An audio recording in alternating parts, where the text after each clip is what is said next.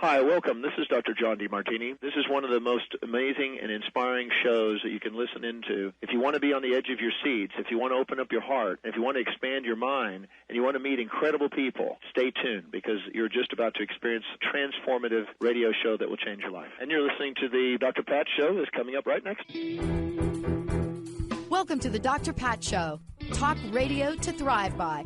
Powerful, inspiring, and coming to you live, bringing you stories of people like you and me, busting through and living life full out. Get ready to dare to wonder what your life would be like if you knew you could not fail.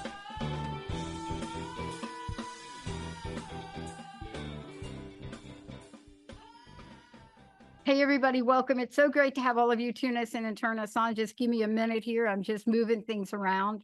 Benny, I've been so looking forward to the conversation we're about to have with Mitch Horowitz. Now, why? Because, you know, I think about what his childhood must have been like, and then I think about mine. And then I think, wow, I bet we have like a whole bunch of things in common. So I'm really excited today. I mean, I am going to talk about one body of work that I have in front of me. I'm just going to like show you like that. But there are other things we're going to talk about when we look at the world we live in. And you all that listen to our 4 o'clock show, The Psychic and the Doc, you've heard us cover a wide range of things with Mark Anthony. And one of the things you've heard us talk about, especially when the Pentagon Papers were, what do I want to say, revealed, albeit really modestly. I mean, honestly, I don't even understand why they, 1980. I mean, what happened before 80? Why didn't you want to share any of that? But there are other things that I want to talk about today. I want to ask you all this question before we talk about my very special guest today. Because if you're Mitch, you are this amazing historian that looks at alternative spirituality, but I don't know how alternatives it's getting to be much anymore. But he talks about the mysticism. He talks about the esoteric. You know, he takes things that an Emma Curtis Hopkins may have talked about and brings it to the forefront. And it's so interesting because this morning in my reading, I happened to pull out 3 books. I go to my shelf and I don't know what the books are. And I pull out The Law and the Promise by Neville. And then I pull out one of my other favorite people. And I pull out A Vital Concept of Personal Growth. You see this little book here, Manly P. Hall.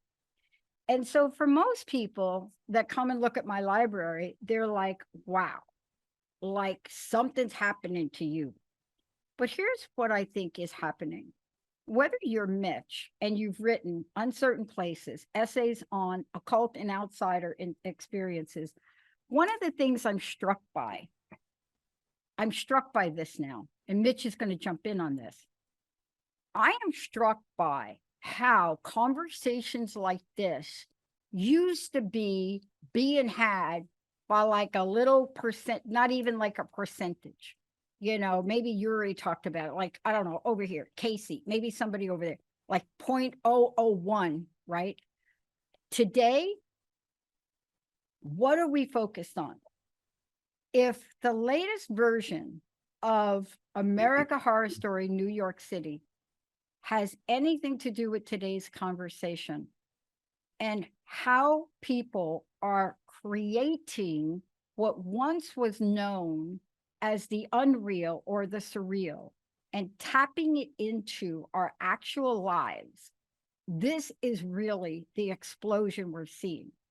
And so today we're going to just peel some of this apart, because what is it that we can learn from what Mitch has done? What is it that so many people, and I'm not just talking about the people that you may be thinking alternative, holistic. No, I'm talking about our mainstream pop culture who cannot get enough of shows that are out there, whether it's television, live streaming series, it doesn't matter what it is. They can't get enough. I think Netflix broke this weekend when they aired Wednesday, the character from the Addams Family. So what is happening? Are we enthralled, or are we reconnecting with parts of ourselves that maybe we have forgotten? Today, we're going to dig a whole lot deeper, and nobody will ever replace, I don't even think I should say her name, the series they did on American Horror Story when they did the whole coven thing. Mitch, it's great to have you. Welcome to the show. Wonderful to be here. Thank you. If you're like me, and I would think like you, there's been this life of curiosity. And we are now talking about things that if you go back in time, and I'm not talking very long ago either, but if you went back in time and you started to talk about them, they'd either lock you up or they would stone you, or like so many of the people that said, oh my God, I saw a UFO, they would just put you in some institution. Where you sit today, how have you seen the landscape of your passion and purpose change? Well, I think there has been a remarkable change just over the last few years. And it wasn't long ago that I personally resisted talking about in a third wave occult revival or a shift in awareness or attitudes towards occult or esoteric topics. But frankly, and you were alluding to some of this, I think when the Pentagon videos of UFOs were exposed in 2017 in the New York Times and other sources, we started to see the UFO thesis go mainstream. And in a certain sense, you could say that UFOs are only indirectly related to some of the topics that we're talking about. And yet at the same time, these revelations poke holes in the straight story. And when you start to poke holes in the straight story, other holes appear and people begin to consider questions of extraphysical experience and exceptions to the model of reality that we grew up with, which are feelings that a lot of people harbor in private, but to see it discussed in public, in opinion-shaping organs, whether it be places like the New York Times or the Wall Street Journal or the New Yorker, suddenly there's a change afoot.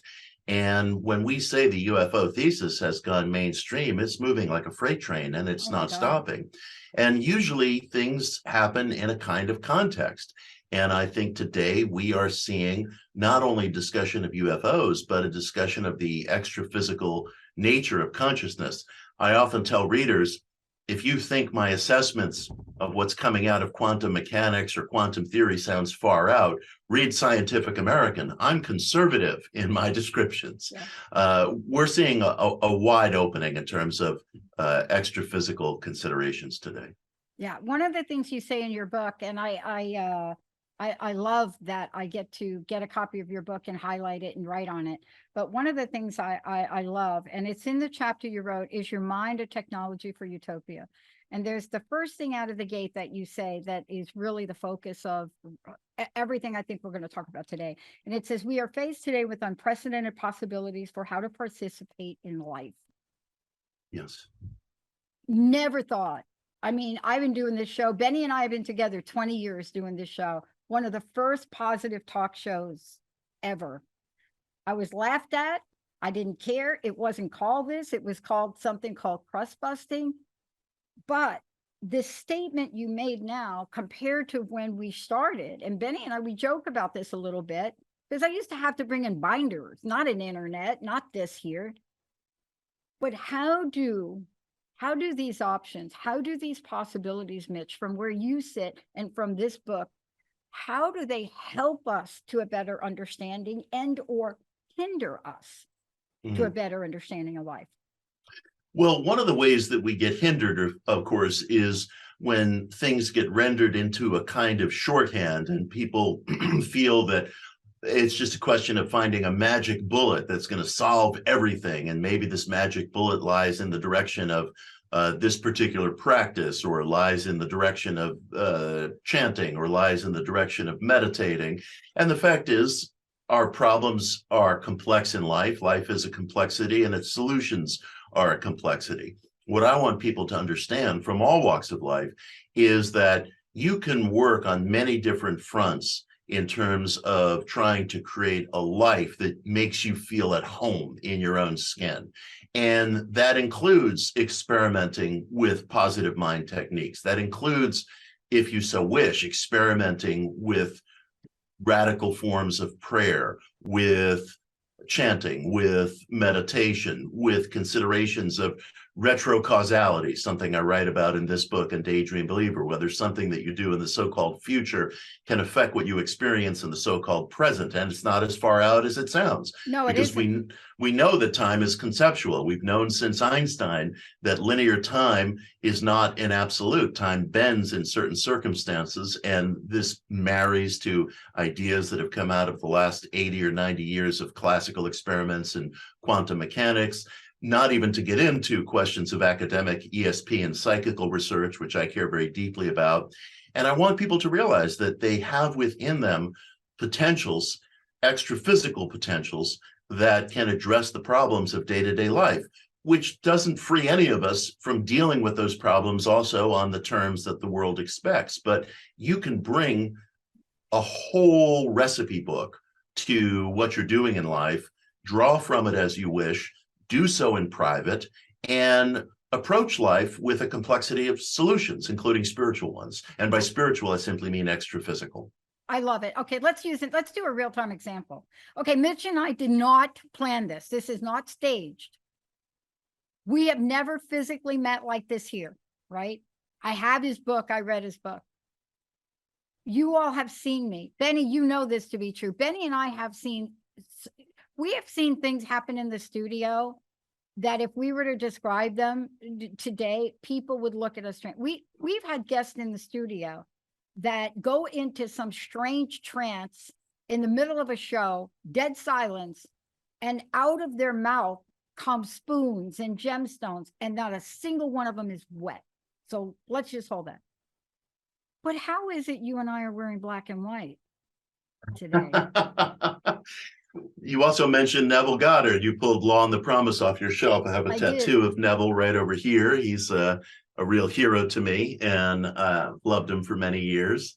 Yep. There are a lot of congruities in life. Jung called them synchronicities without ever defining what a synchronicity is. And it's very interesting how you start thinking of something and suddenly you discover people who will meet you halfway, help you, have something to offer that you're desperately and deeply looking for. And sometimes the emotions involved are so extraordinary that it goes beyond the charts of any actuarial table. There's no statistical model that can account for how rare or unusual or synchronous an event it is. And I think people across all walks of life have that experience. Yeah, and what I love about this, and I was really struck by it because I had two calls earlier today, starting at 4:30 this morning, and I had a pink sweater on. And for some reason, I can't explain, but we're going to explain it. For some reason, went back into my room, and I got plenty of clothes. And there we are. But there's so much here that I want to make sure we get to from this particular book. So let me just talk about this for you for a minute, because the reason I brought up the matching black and white, I mean, people think that we staged this. We did not. But this idea of uncertain places, right? I am so struck by the power of imagination. I have lived my life. I'm a kid from the Bronx. I had a rough childhood. My escape was Godzilla, the giant behemoth, comic books that now are being made into movies. But there's something positive about that got me to where I am today. When I read your book, my sense is people are longing to be validated in a lot of the areas in your book and what you actually teach. And they're trying to get it out of the many different things in our pop culture. How does this particular book for you, how does this particular book bring everything together in a way that people may be able to feel affirmed and not crazy, Mitch?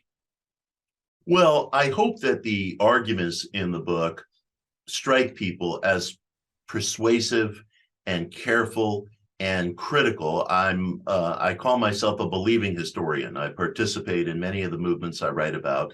And in fact, most historians of spirituality are believing historians, but they don't like to say so because they worry that it'll seem to compromise their critical judgment. But on the contrary, I think actually being part of certain spiritual movements allow you to stand at their center, understand the values that emanate from them, and also understand the shortfalls, understand the promise, the potential, and also, frankly, the failures and the deep gaps and glitches in those movements. And I hope that in this book, there's a non-orthodox language that allows people to participate in alternative spiritual ideas without having to alter a sense of their own values of life. I think so frequently people want to achieve things in career, in finance, in household, in creativity, in expression, and they're placed into a bind by the alternative spiritual culture that feeds and encourages all that, at the same time tells you, be non-attached, be non-identified, don't get caught up in illusion or the world of matter. And frankly, I think it's all just one thing. I think it's all just one thing. No one needs to be fixed or corrected in terms of what he or she wants out of life. What they need is to feel a fuller sense of self-expression, I believe. I'm telling you, I got so excited when I was reading your book. I read it and then I read it again earlier this morning. And I was so excited when I got to the chapter, and you just mentioned it, so I want to get into it a little bit. You know, in the chapter Down with the Blue Bloods, I was so struck by the conversation around non-attachment. I was so struck by the messaging that we get sometimes from, how should I call it, spiritual messages or other messages. Now, non-attachment and non-identification. You're looking at somebody that researched and published on broken promises 10 years. It is very hard for me to have any common sense around non-attachment, because almost every woundedness we have, everything we see has an association. Do you know where I'm going with this? See, on the one hand, we're being told, oh, don't attach. I mean, don't attach. What do you mean don't attach? I mean, if I don't understand how we were given what we were given here on the inside and then told not to use it. Can you explain from your perspective? Because for me, this chapter sets up the rest of the book, which we're going to talk about. I appreciate it. We who have grown up in Western culture are taught to think in terms of opposites. Probably comes out of Aristotle, this idea that there's true and there's false and there's attached and there's non-attached and there's personality and there's essence and there's higher and lower. And we think in these coordinates all the time. And we often find ourselves on a spiritual path where on one hand, we're trying to produce these things that we want in our material lives as they're given to us. On the other hand, we're also told that we shouldn't be thinking in terms of the limited material world, the goodies and the baubles and the shiny objects of life.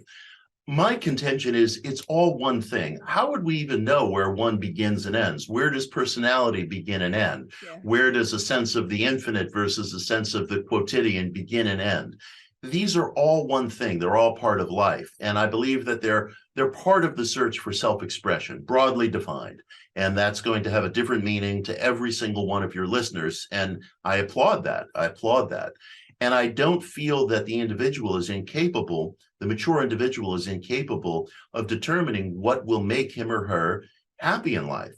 And I don't think anybody should be burdened with there being suggestions, oh, that's superficial, or that's an attachment, and so forth and so on. I think that the individual is capable of naming that which will make him or her feel happy, fulfilled, comfortable, at home, and no one should be able to take that away from you.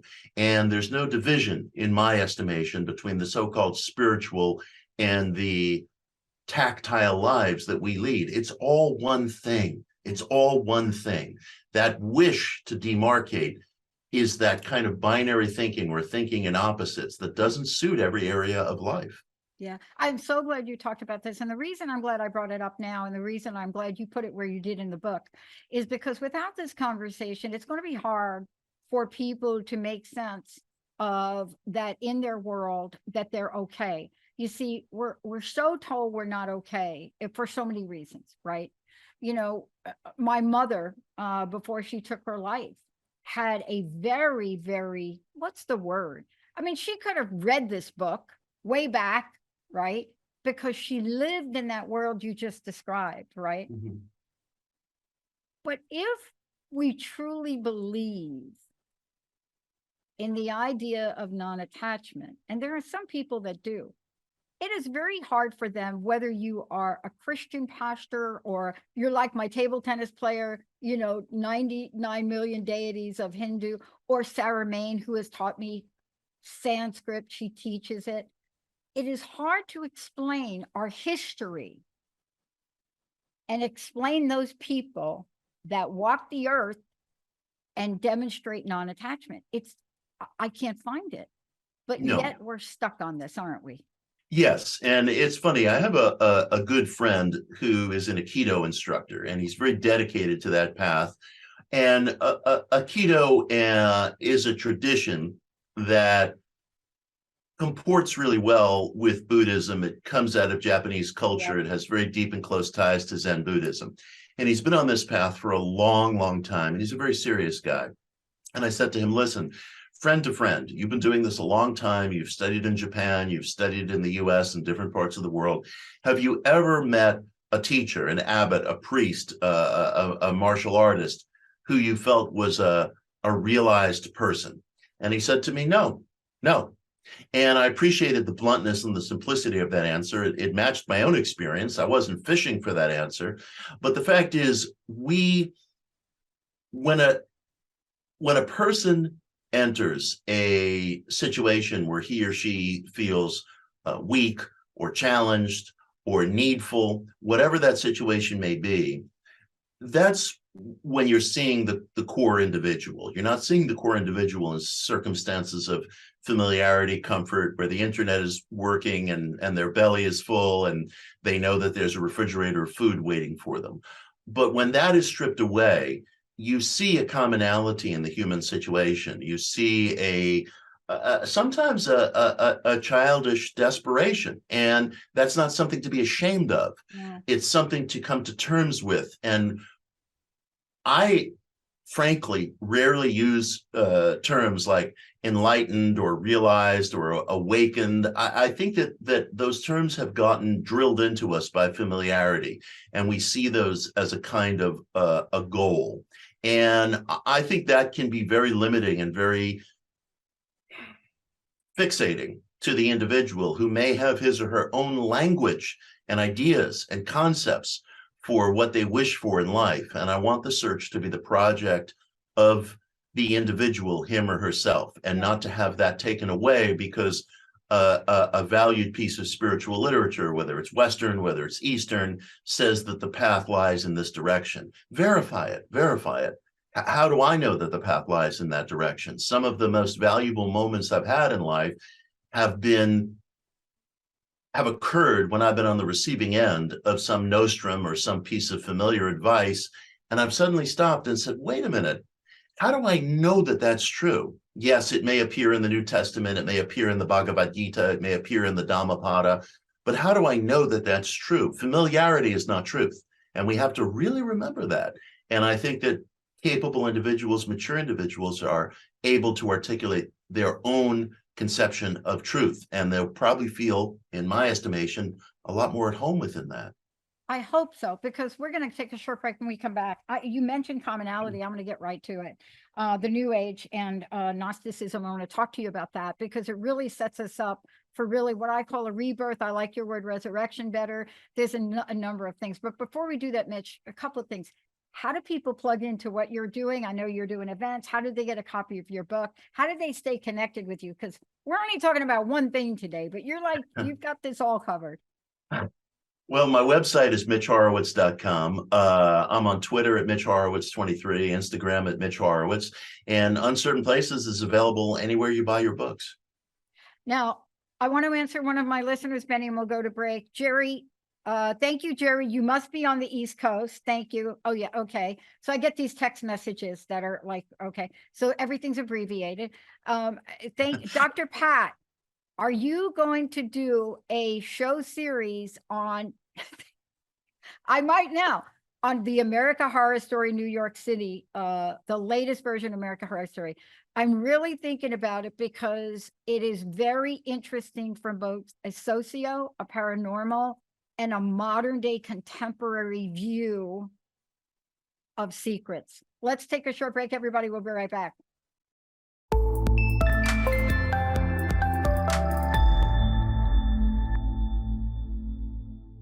Hey, everybody, welcome back. I am really excited. Okay, let me just hold it up here. Do you all see it right there? Probably backwards. It's called Uncertain Places, Essays on Occult and Outsider Experience. My very special guest today is Mitch Horowitz. And again, you know, look, he's an award-winning author, but he's so much more. And I really encourage you, if you're in this place where you are that one that steps into the world of possibilities, even if the things on the outside tell you not to, if you're curious about things that are unexplained, that are uncertain, if you've really held yourself hostage because of what other people have said about the way you think or the way you feel, get a hold of Mitch, plug into what he's doing, because part of this journey can be so lonely when you think you are the only one that has seen UFOs, have been locked up for it, only to find out 2 years ago, wow, nothing really wrong with you. But that's just a small part of it. Mitch, again, please give your website. What do you got going on for events? Do you have anything coming up? I do. My website is mitchhorowitz.com. And in February, I'm teaching a 4-part class on parapsychology, or academic study of ESP and psychical phenomena, for the Theosophical Society. And I'm really excited about that. You can find that on social media, find it on my website. We're going to have to get you, Mark and I are going to have to get you to come on to our Thursday at 4 show. It's the Psychic and the Doc. And I have to tell you, a lot of this I've been a skeptic about for a while. But when I hear what Mark does live on air, my jaw drops. And the same thing when I read a book like this, and I read other things you've done. This is so freeing for people that don't have to be worried, literally, to be burned at the stake, but you might be in other ways. But let's talk about this next part. New Age. I love what you say in here, terms of commonality. And you just referenced that term before. Let's tell people what you mean by that, because this is really cool. Sure.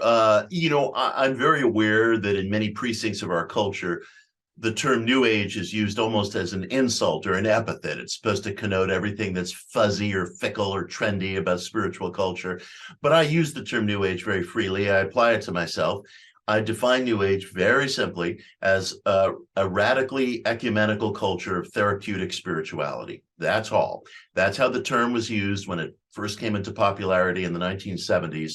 Yeah. And I continue to use it today, and I continue to use it to describe myself, because I don't think that we should cede terms to their critics.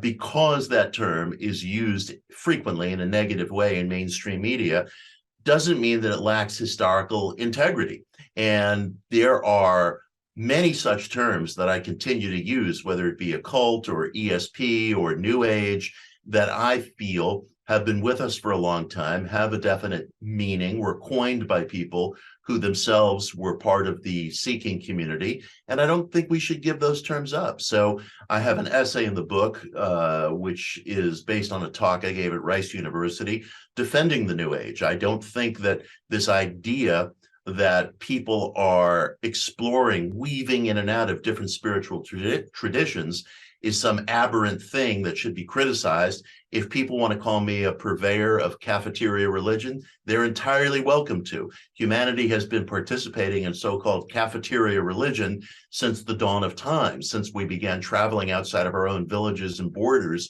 we've been borrowing from, incorporating, remaking religious ideas. These things are not anybody's property. These things are methods and techniques and tools to experiment with in the search. And so call me New Age, call me a purveyor of cafeteria religion, right on. Oh, look, I'll tell you what, I was going to say this. I don't know what got into me like years ago when What the Bleep came out in The Secret, but I did a show called Jesus, the founder of the New Age movement. It became, it became, and this was before we had all the social media and stuff. And I love doing it, and I love the exploration. I didn't really make a definitive answer, but I looked at the angst that was happening around the term New Age, and I just didn't quite understand the controversy, because we have had New Age miracles, let's call them, or New Age essences throughout time. And one of the things that I love about this, we can find commonality in things, but we don't look, do we? No, and we get very hung up on labels and not wanting to be called names. I remember many years ago when I was called New Age for the first time, I took umbrage at it, and I thought to myself, New Age? No, I'm into comparative religion. And I realized very quickly that no matter what vocabulary I used, I was going to get called that no matter what. And so I embraced it, and I felt so much more relaxed in the profoundest sense when I just embraced it and thought to myself, you know what? I'm going to be transparent. I'm going to use blunt language, and I really don't care what somebody calls me. And I discovered, of course, that the concepts and the founders of New Age in the modern sense were doing a lot of things that I really cared about and agreed with. And as you pointed out, this is as old as the religious or the spiritual search itself. So many of our religions are combinative, and that includes Christianity, incorporating ideas from the ancient nature-based traditions, incorporating ideas from Judaism, contemporary Christianity, incorporating ideas from other Eastern traditions. This is the nature of our human situation. Some people groove to reading the Meditations of Marcus Aurelius, and I say, wonderful, that's terrific. Well, Marcus also worshiped Jupiter. You don't have to worship Jupiter in order to groove to Stoic philosophy. Is that New Age? Well, you're cherry picking.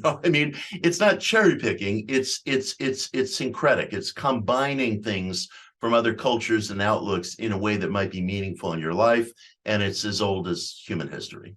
Okay, I'm just going to make a statement. Jupiter is my ruling planet. I pay attention. Right on. Oh, yeah. So did Marcus. Jupiter, you're like right now, activated right now in the month we're in. The other thing you talk about, and I want to really talk about this too, because it really sets us up to talking about how to get to where we are. And we've been doing that throughout the show. There's a chapter on suffering and limits of magic, but at the same time in the chapter, I love that you're talking about the idea of thought and mind, and Neville Goddard, which we talked about earlier today. There's this interesting revolt from a large population of people. Let me just phrase it like this, about the power of the mind. Yes. Okay. I don't know what else to call it. Revolt is good. But I got to tell you, for me, it works. I train this, but I train my heart as well. Where are we in the realm of our limitations from your perspective? Well, I love the New Thought movement, and I'm part of the New Thought movement. The idea that thoughts are causative is at the very basis of my work. It's at the very basis of my search. And it may very well be that consciousness is the ultimate arbiter of reality. And I believe for various reasons that's true. At the same time, we experience many, many intervening laws and forces.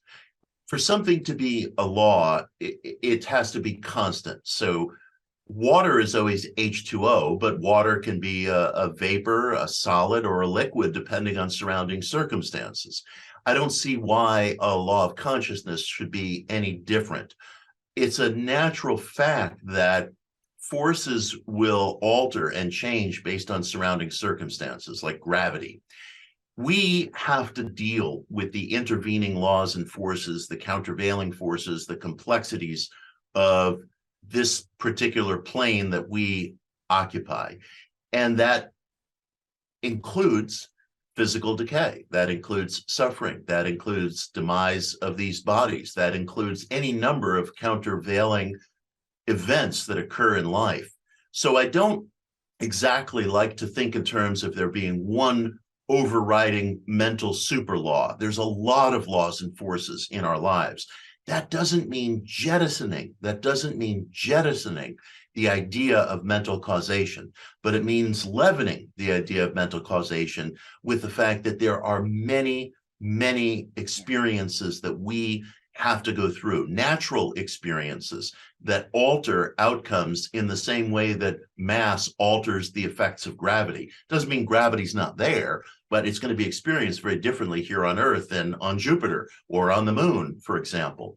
And I think the New Thought movement needs to do a better job of arriving at what might be called a theology of suffering, of understanding that there are these other intervening forces in life, which doesn't detract from the idea of mental causation, but I think it helps bring it to people's lives in a way that's more relatable to the actual frictions that they have to deal with. And I think that that movement, which I love, needs to undergo a kind of maturation.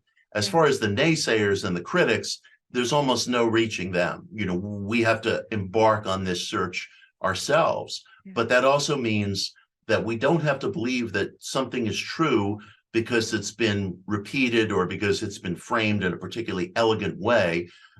We determine it's true by verifying it in our own experience. Yeah. And you know, this really, I love that we're talking about this, because when I read through your book, it's like we talked about during the break. I love getting to the part, which I'd love for you to share today.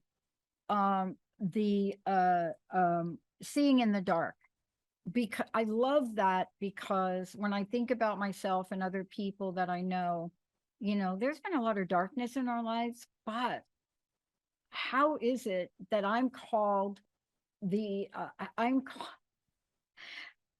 my optimism has been called the Oprah of Disney. So, but nobody knows where I've come from. And there's always a question about that. And I was so interested in the interview you did with David Lynch about this. Can you share a little bit of that? Sure. David is a perfect example of what you're referencing. He continually makes the point that in order to explore dark subject matter, it doesn't mean you need to be in the basement, so to speak. It doesn't mean you need to be mired in negativity or violence or what have you. David is able to look at areas of life that are fractious, that are violent, and bring beauty out of them.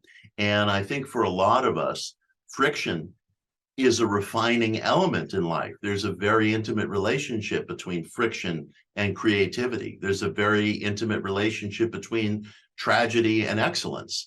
And I think we often like to play a kind of mental game with ourselves, and it might be a lot more than just a mental game. It might be actual reality. If you could go back and change something in your life, reverse a regret, reverse a tragedy, what would it be? Now, part of a different discussion, but it could be that we're doing that all the time. If our psyches travel among different intersections of time, it could be at each moment we're experiencing a whole different sense of past, present, future, so-called. But leaving that aside, if a person were to reverse tragedy or suffering in his or her past, it could amount to reversing the very things that have made us mature beings today. And so I'm very careful about saying, what do I regret? What would I like to reverse? Even frankly, what advice would I like to give to a younger self? Well, the missteps that I made when I was younger, falling in with the wrong people, doing things that were self-destructive, I hope have created parts of myself that I'm proudest of today. Refinement very frequently comes from friction. I'm totally right there with you. I know I would not be here talking with you or even be able to hold a conversation with you if everything that has happened in my life didn't lead me to this moment. I know that now. Exactly. You know, whether it's stuttering as a teenager, stuttering taught me how to ask really good questions. You know, I mean, we do live in a place, and I love what you just said. If there was such a thing as a magic wand, this idea of resentment and regret for something that we cannot alter, it's for whatever reason, it happened in the world, you may be part of it. It gets people stuck. And I wanted to ask you this question. I'm not opposed to people stuck. And every time I say that, I know I'm going to get a million emails. Our stuckness sometimes has a real purpose. Mine did, just like my illness did. I want to talk about, in these last minutes we have left, how you learn to stop worrying, because that needs to be a message for where we're sitting right now. Well, I've struggled with anxiety my entire life. I don't think I've ever been depressed for more than an afternoon. That's never been a problem, but anxiety has been a persistent problem. One of the things that helped me get to a better place, and that I encourage everyone to consider, is the importance of getting away from cruel people in your life. We have no idea how great a toll that takes on our psyches, how that makes us feel afraid, angry, hostile, worried. We all have relationships, including so-called friendships, including family situations, neighbor situations, intimate situations, where we are burdened under the brunt of cruelty. People might bully us, direct nasty jokes at us, make subtle comments that are constantly meant to put us down and make us feel worthless. And I believe that our spiritual and therapeutic culture does far too little to talk about the problem of human cruelty. We're often told that solutions have to come from within. Well, solutions also have to come from our feet and where we go and who we dwell with. And I really want people to consider cutting ties immediately, totally, and without looking backwards with cruel people in their lives. We often don't do it because we think, oh, the consequences are going to be too great, I can't. And there may be truth to that sometimes, and that's a valid concern. But be sure that you're not using that truth as an excuse to just remain stuck in the status quo. And I have personally found that the consequences are usually nowhere near as bad as we think. In fact, sometimes they're not even anything more than a ripple. We underestimate the power that we have to get away from cruel people, and that can be the greatest tonic to a person's existence. I agree with you. I have never found, when I look back at those decisions I've made and when I mentor and coach other people, I have never found to date, let me say to date or yet, I've never found a situation where the consequence of leaving that cruel person was greater than the consequence of staying. I've never been able to find that. And, you know, when you're around that energy, and I'm going to talk energy because I do believe everything is energy. Now we're going to get real new thoughty, but I do believe everything is energy. I believed it from a very young age. And there's an energy that happens from one person to the other. But when you're talking about cruel people, it is a complete body, mind, spirit, soul virus. Yes, and I'm really glad you put it that way, because I think that we're very often told, well, pray for the person, light a candle, light incense, do whatever you can to show compassion for the person. And if that works, then I'm first in line to applaud it. But I think that you're absolutely correct, that there is an exchange of energy between people. However one understands that, one can understand that metaphorically, put it however you wish. But there is an exchange of energy between people. And when you're in an atmosphere that you feel is absolutely depleting, listen to that, and if at all possible, get away. And if not possible, for whatever reason, maybe it's economic, maybe it's job related, vow internally that you will get away physically at the first possible opportunity and mean it. And don't tell anybody what you're doing. Don't talk to anybody about it. There's a great power in silence. Frequently, when we share things with people, they will use those revelations or confessions against us. Yep. Frequently, we dilute our resolve by sharing things with people. You don't. You just keep your own exquisite privacy. You understand. If somebody's bullying you, you don't need to confront them. You need to get away from them. And if you can't get away for just reasons that are absolutely insurmountable, vow to get away at the first possible moment, and don't tell them what you're doing, because every bully has the same weapon, which is plausible denial. You'll be told, oh, it's all in your head. You're too sensitive. You're being too defensive. No one's too sensitive. Sensitivity is part of our birthright as human beings. We're feeling beings. I'm getting ready to do an upcoming series because a large part of my background is corporate. You know, I was a corporate executive before I had an awakening. But I absolutely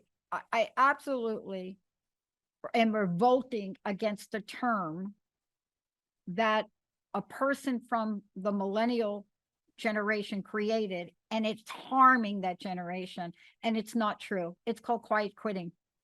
And that term is doing more harm to categorize a group of people, and it's not true. Mm-hmm. And so when I think about how quickly 2 words, Mitch, 2 words categorize millions of people, and how those 2 words now are flipped against, right? This is what we're talking about today. And then we're scratching our heads. Oh my gosh, why are people leaving? No, they're not quietly quitting. They're quitting loudly. Yeah. Okay, my generation quietly quit. We are the people that are like, you just fired us. 1992 happened. We job security. Now you don't. But just 2 words in our culture are defining a generation and an action that is so not true. And like you said, is being used against them. Right. Terms in our society very often come to mean their opposite. So several years ago, woke meant something good. Now woke is supposed to mean something bad. And this happens over and over. I think that we have to free ourselves from some of these terms that are just grossly overused. I don't think there's anyone in America at this point who has not been accused of being a narcissist. That's the term of choice in our culture today. Oh, you know, somebody cuts me off in traffic and they're a narcissist. Oh, and you know, it's we get into these kind of slang terms that are supposed to categorize whole swaths of life, and the individual doesn't have any need to abide by any of that stuff or be afraid of being called it. I think these shorthand terms become epithets that put people in a box. Oh, I'm so glad you brought that up, because we did a whole series on narcissistic personality disorder, because again, I revolted against my own profession. And I said, stop using the term. There is a real disorder. And I made this statement. I said, you know what we just did? We truly gave the people that have narcissistic personality disorder a real thing, a real sociopathic thing. They are smiling now because now they can hide amongst a term that is being thrown around for anybody that takes care of themselves. You nailed it. You nailed it. And it is an important term in a clinical sense. It is a real problem. It's a very serious problem. But it's not something that I call my neighbor Mike because, you know, he didn't take in my mail for me or something. And I do find that it's become grossly overused. And yes, it conceals the actual problem. Yeah. I mean, I heard somebody out shopping call the other person a narcissist for getting her nails done, and I'm like, okay, I preposterous, yeah. And it doesn't mean selfish, and it doesn't, you know, it's a serious disorder, and we ought to use it carefully. Just like the word cult, for example. Cult doesn't mean a group that I find weird. Cult doesn't mean weird. It means abusive in the current, you know, colloquial language. And it's not like we have to get rid of the term, but use it carefully. Just use it carefully. Mitch, I want to thank you for today for joining me. My gosh, this hour went by very quickly.